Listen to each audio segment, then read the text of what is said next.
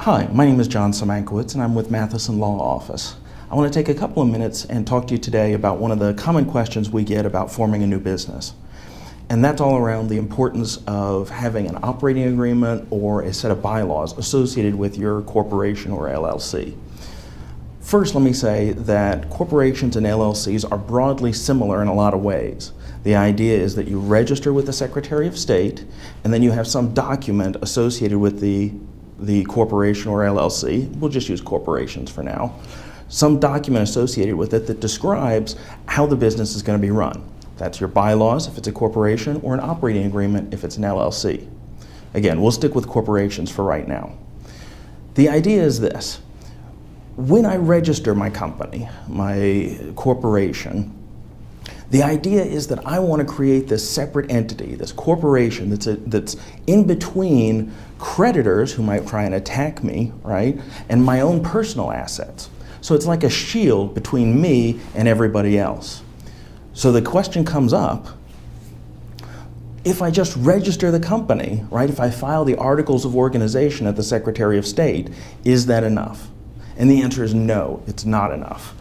If you file the articles of organization or articles of incorporation at the Secretary of State, it's a 1 or 2 page document. It's kind of flimsy. There's a filing fee that goes with it, but that's basically it. So if I use the analogy, and I do this with clients all the time, that I'm creating a shield between me and somebody who wants to attack me, say with an arrow or a gun, if I have just a sheet of paper, that's not a very good shield. I need to have something else in there, something more.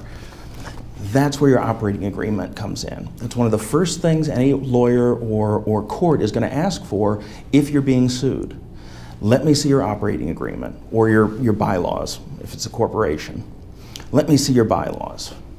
Well, bylaws are the things that say, here's how the company is going to be run, even if you, the owner, aren't there anymore. The company can keep going. The company still operates. It's not just about you.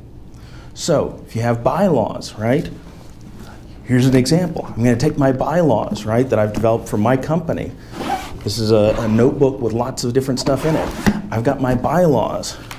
Now I've got my articles and my bylaws. This is a much bigger shield now, right? Okay, I feel a little bit more confident that if somebody fires a bullet at me through this, I might be safe. There's also the concept of commingling, right?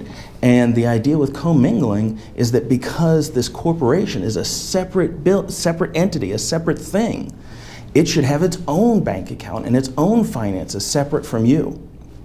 So, if your corporation is paying for your groceries or for your personal car payment or cell phone, that's maybe not such a good situation. The idea is if the company is going to pay for those things, they should pay you or compensate you, and then you pay for those personal benefits. As long as you keep those separated, right, company pays for company expenses and you pay for your own personal expenses, that's avoiding commingling. Commingling is when they're all mixed up together. So, if I have my articles, that's the first bit, the registration with the Secretary of State, my first line of defense.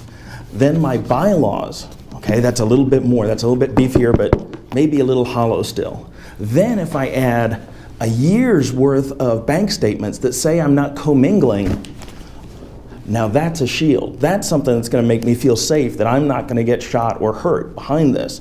I've got a good, solid foundation that's going to separate my personal assets from any company assets, and that means I separate liability as well.